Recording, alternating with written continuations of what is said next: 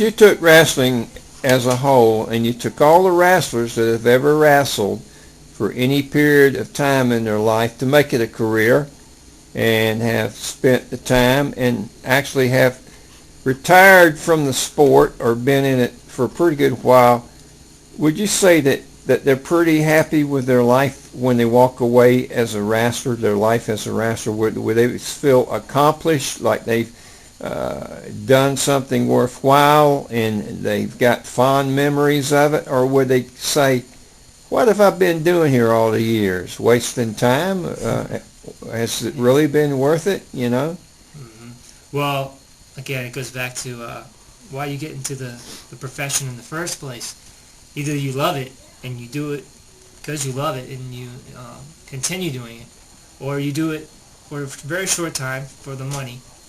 And the wrestlers that get into it for the money for a short time, they end up determining that they don't like it and it's not worth it, so they get out of it, and that's that.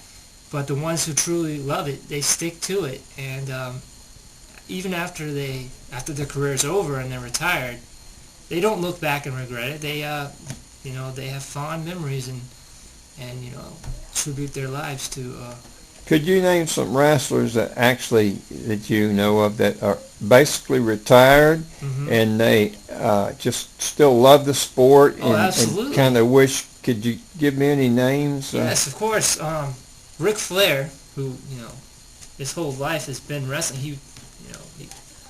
He worships it. He just recently retired, and he's still a very active part of the industry as far as socially, and Did he break down and bawl when he left there? Yeah, absolutely. He was. He really loved the sport. In tears, definitely. He was in tears. And Roddy Piper, Iron Sheik, of course Hulk Hogan, so many others. They still love the sport. Respect the business and love it. Mm-hmm. So there is a certain amount of enjoyment, certain amount of satisfaction that a person who walks away from wrestling can look back over the years and say, boy, this was really something worthwhile. Yeah. I really enjoyed it, and if I had it to do over again, I'd probably want to do the same thing. Mm-hmm. So I think the movie really portrays the fact that he loved to wrestle, and he loved the attention and fame that he got in the ring. He felt that was really his true high he got from the people that watched him, and he felt like that was his family. That was his family outside the ring, the audience every night.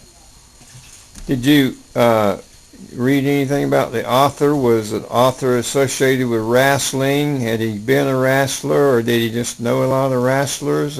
No, I haven't read anything about the director or the writer of the script, but I'm pretty sure that he got the idea for this film from listening to some stories from retired wrestlers, or listening to some documentaries on wrestling, and of course the recent Chris Benoit news story. Mm-hmm.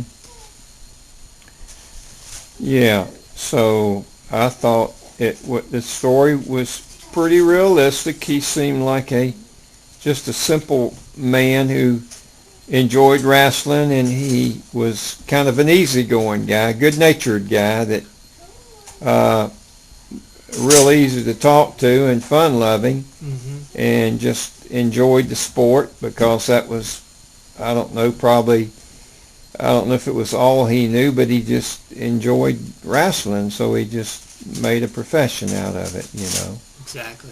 And actually, probably when he got older, there was not really anything that he could do that he liked that he could survive or make a living from. It's tough. It's really tough when everything you know is in that ring, and you're so addicted to it. Like when Hulk Hogan stopped wrestling full time, he was financially secure, so he didn't have to worry about starting a new career. But he had a lot of free time, and he was kind of bored with some of his time. I mean, if you watch episodes of Hogan Knows Best, he's kind of wandering around.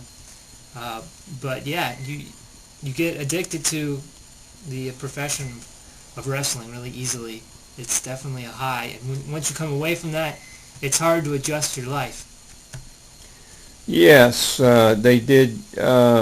When they showed this movie, they showed the fact that he was kind of locked into that way of life, and that he really did not fit that well into society because he wasn't really accepted, or he would not, I guess, blend in that much as to conform to what he had to do to go into another profession. He was already right. A certain type of character, and he didn't really fit in a world where you had to take orders and sometimes. Exactly. That's what the movie portrayed really well. Is that he was his mind was geared towards wrestling, and that he's not gonna be the type of guy to do a typical 9 to 7 job at the local flea market. He's a rock and roll man, and he likes to living in front of the fans and doing something that is crazy, something over the top that most people wouldn't even dream of.